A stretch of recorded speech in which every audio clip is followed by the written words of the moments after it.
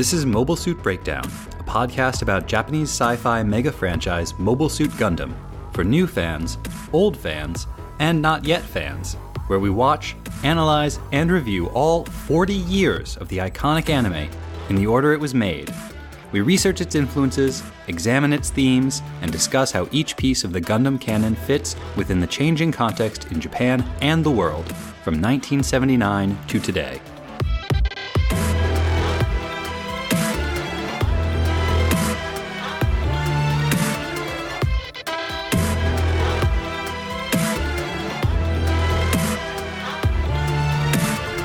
This is episode 00, Gundam Rises, and we're your hosts. I'm Tom, lifelong giant robot enthusiast.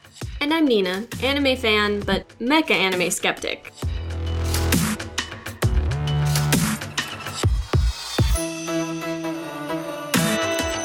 Next year, on April 7th, 2019, mecha anime granddaddy Mobile Suit Gundam will celebrate its 40th anniversary. In all that time, Gundam has remained a show dominated by its own contradictions. It is a show about war heroes that never shies away from forcing the audience to confront the horrors of what they do. It's a kids' show about child soldiers and the long scars of childhood trauma.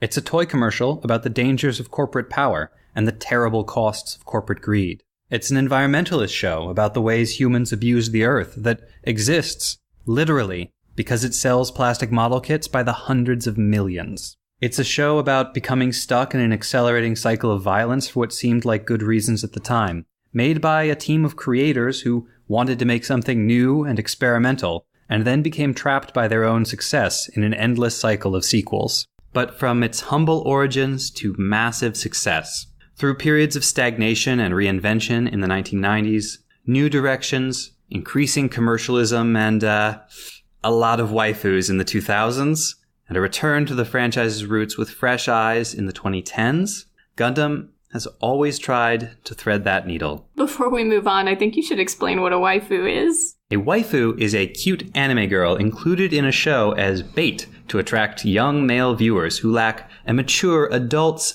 sophisticated appreciation of giant robots.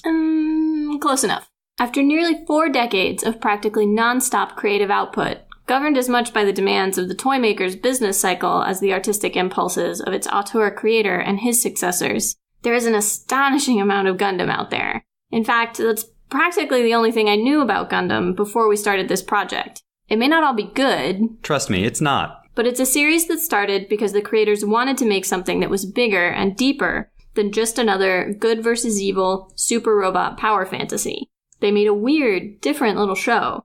And then somehow they kept making it, over and over, while the whole world changed.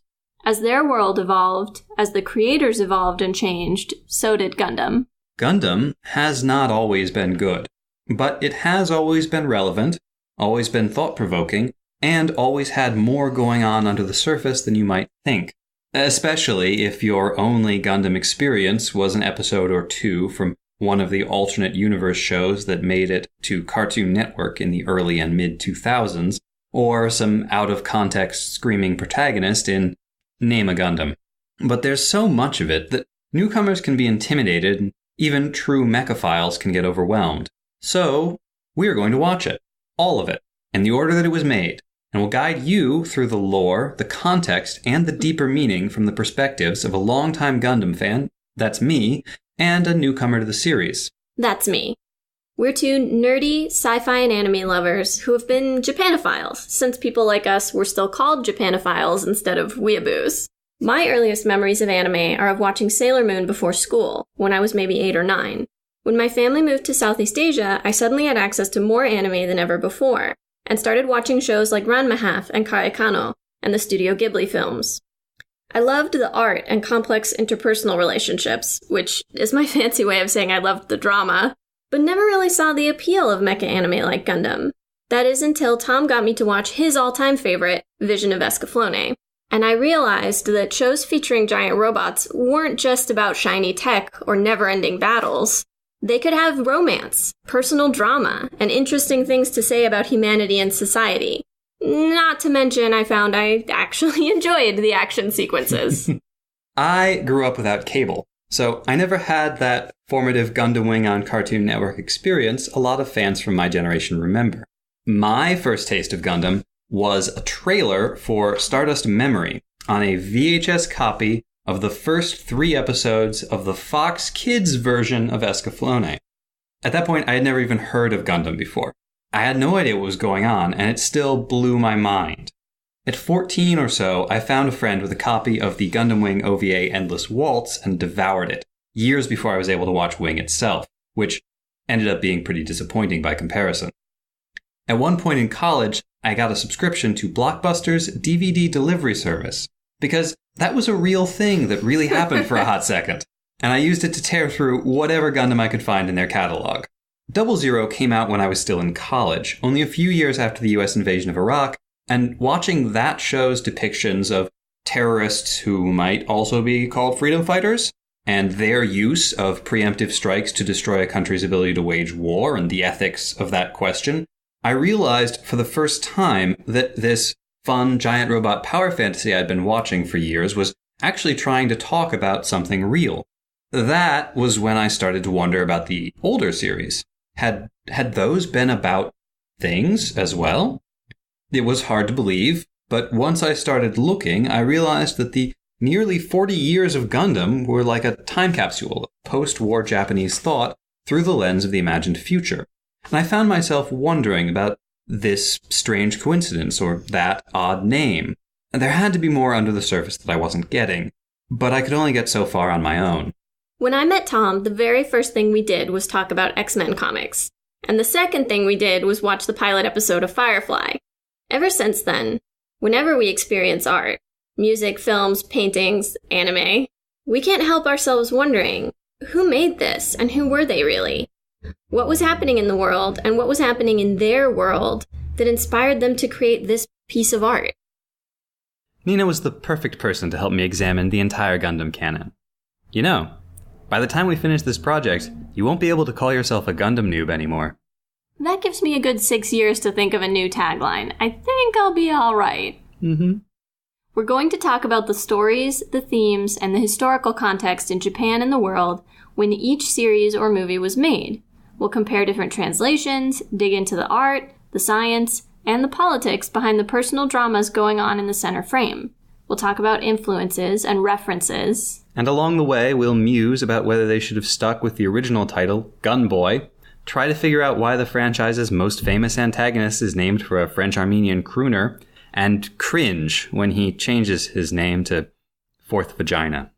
Hopefully we can make this sprawling, complex universe a little more accessible to new fans like myself, and maybe prompt some Fetty fanboys or Zeke diehards, I confess I don't know what those are yet, to think about their favorite show in a new way.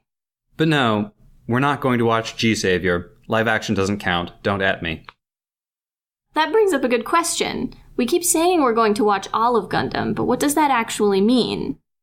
I've thought about this a lot, and I've come up with some basic ground rules for deciding what we watch. First, we're going to watch all of the Gundam anime. Is there a lot of other Gundam media? Manga, light novels? Oh, tons. And I've seen your Gundam video games. You have seen some of my Gundam video games. Is none of it canonical? Does none of it add meaningfully to the anime? Gundam canon is weird and flexible. We'll definitely talk about those other things sometimes when they help us to add depth to what we're talking about and what we're seeing in the anime. But there's just too much. It's only marginally relevant to the franchise as a whole. It's often hard to tell how canonical any of it is, and most of it is just not that interesting. I'm sorry if any of our listeners are diehard, Midnight Fenrir Core or Death kind of people, but come on. Alright, second rule. We're going to watch in the order the shows were released, but we're not going to interrupt a series.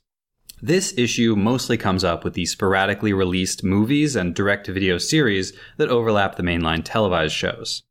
8th MS Team, for example, ran from 96 to 99 and overlapped Gundam's Wing and X in 96, Endless Waltz in 97 and 98, and Turn A Gundam in 99. So when this happens, we will watch in order based on original release date of the first episode. That means Wing, first episode April 7, 1995, then 8th MS Team, first episode January 25, 1996, before X, first episode April 5th, 1996. We really want to understand these shows by looking at them in the context of the time when they were made, and in context with the other Gundam shows that were made previously. Watching in release order based on the first episode is the best way to do that. Some things about a show are necessarily going to change toward the end of a long development cycle, but most of the important creative decisions, the story, the themes, the art, the characters, that all gets decided at the start of production. They can change until the first episode gets released, but from that point on, they are mostly locked in. Third rule. Compilation movies are usually treated as part of their underlying series. What is a compilation movie? One of the hallmarks of the Gundam franchise is that after a show has ended, the creators will often recut or reanimate the series into one or more very abridged movie-length compilation movies. This started with the original Mobile Suit Gundam series. The 3 compilation movies were better animated and way more popular than the show, and they basically saved the franchise. We'll talk more about that in a minute. Ever since then, compilation movies have proved to be a great way to squeeze a little more life and a little more profit out of an already completed project, or to correct perceived mistakes from the first go-round. Mostly, this won't cause our project any issues, because the compilation movies almost always came out within a year of their show. And by mostly and almost, you mean? So for a bunch of fascinating reasons that we will talk absolutely to death when we get there, Zeta Gundam, which finished in early 1986, got the compilation movie treatment a whopping 20 years later. Not only that, but the new Zeta movies made major changes to the story that may have rendered the entire 47-episode sequel series Double Zeta non-canonical. So, we are going to treat the Zeta trilogy of movies, called A New Translation, as a separate series, and watch it when we get to the mid-2000s. The fandom has a lot of opinions about which parts of Gundam are worth watching and which are better ignored. Are we going to exercise any sort of critical judgment about what series are not good enough or popular enough to be worth watching? No. And that brings me to rule number 4, the good, the bad, and the bizarre. We're going to watch the questionable stuff. That includes Pro Wrestling G Gundam, Tonal Whiplash Double Z, Baffling Awakening of the Trailblazer, the somehow even more transparently commercial than usual Build series, and all 100 torturous, forgettable episodes of Seed. We'll also cleanse our palates with the weird parody stuff like SD Gundam and Gundam-san. Finally, rule number 5, if we can't find it, we can't watch it. We'll post our tentative watch list on the website, www.gundampodcast.com, and update it as we progress through the backlog. I was going to run through the whole list here, but it's more than 75 different shows, movies, and shorts right now, and no one wants to listen to me reading names for 10 minutes. How much content are we talking about? By my count, as of this writing, we're looking at just over 1,000 episodes, movies, or shorts, with a total estimated runtime somewhere over 400 hours. So my 6-year estimate for this project was highly optimistic. Next podcast, we start with the very first episode of the very first series, Mobile Suit Gundam. It is deeply meaningful, layered with references, and establishes the basic tropes that are going to be copied, played with, subverted, inverted, and consciously avoided in every Gundam property up to today. It's going to be fun, it's going to be grim, plus, special bonus, one very sneaky pun. But before that, let's take a moment to talk about how the whole epic 1,000-plus episode franchise got started, because it almost never happened.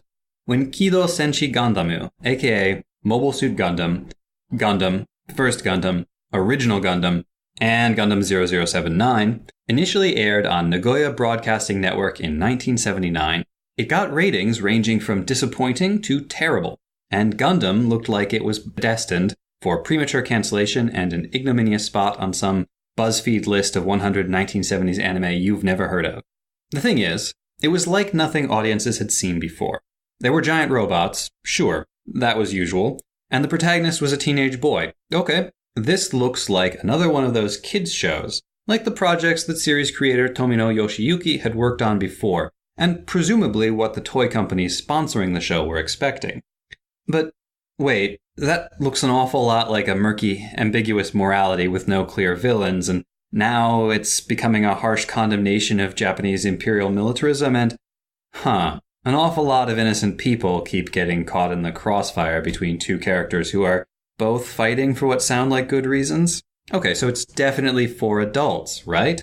But, are cartoons even for adults? And now the main robot is linking up with a special fighter plane so that it can transform into a flying truck covered in guns and shields, and that's definitely available at the local toy store for the equivalent of a few bucks. And as of this writing, one of those is available on eBay for, I swear this is true, $2,000. So audiences were confused. The ratings stayed bad, and that prediction about the BuzzFeed list turned out about half true, when the series got slated for cancellation after the 39th episode out of an originally planned 52.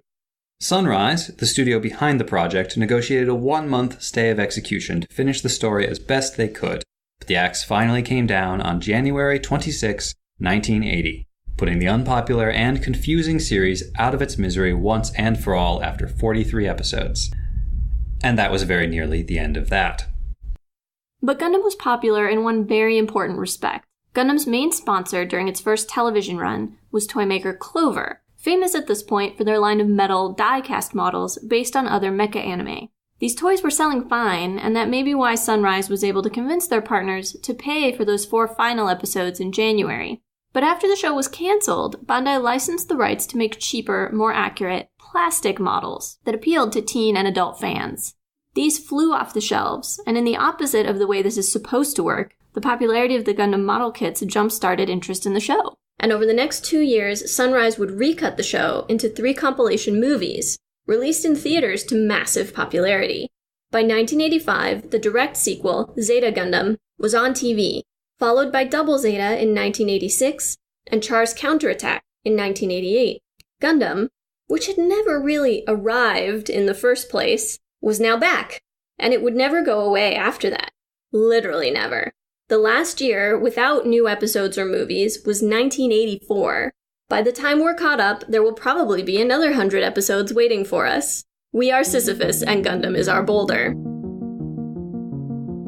Next week, we'll be back with episode 1.1, To Live and Die in Space, for the first appearances of Amuro Ray, Char Aznable, Bright Noah, Salem Mass, Frabo, and all your other faves. Plus, dead authors, intense jazz, space Nazis in Prussian cosplay, a principality without a prince, tight pants, weird names, and the mistakes we make because of our youth. Will you be able to survive? Make sure you do all the podcast things. Like, subscribe, share, and pledge your undying devotion to Mobile Suit Breakdown on fine podcast services everywhere, and on YouTube. Follow us on Twitter at Gundam Podcast. Check out our website, GundamPodcast.com, for episodes, show notes, and more. And you can email your questions, comments, and complaints to GundamPodcast@gmail.com. Or come shout your wrong Gundam opinions to us directly by coming to scenic New York City and yelling that, "Hey, Seed Destiny is actually good, you guys," on any busy street corner. We'll totally hear you.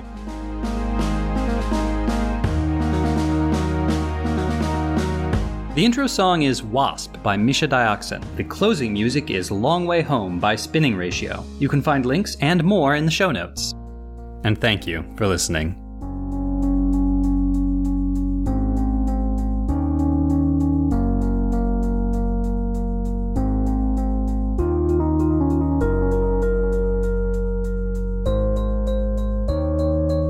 I'm Tom, giant robot enthusiast. Environmentalist, You can just do that section over. Time. New directions and a lot of waifus in the 2000s. At some point you might have to explain what waifus are. They know what waifus are. You know what waifus are. Blockbuster's DVD delivery service. You sounded like you were trying to seduce the audience there for a minute. Maybe I should seduce the audience. How are we to get the fans? It's all one sentence? Good God. You're a monster. It's a list. You're a monster. Episode 00, Gundam Rises. AKA Podcast V. I'm pulling that, actually. I think it's, I think that's... Too much of a deep cut? Like, yeah, nobody's gonna know what that means. Yeah. Pulling right. Project V. Start over. Starting over.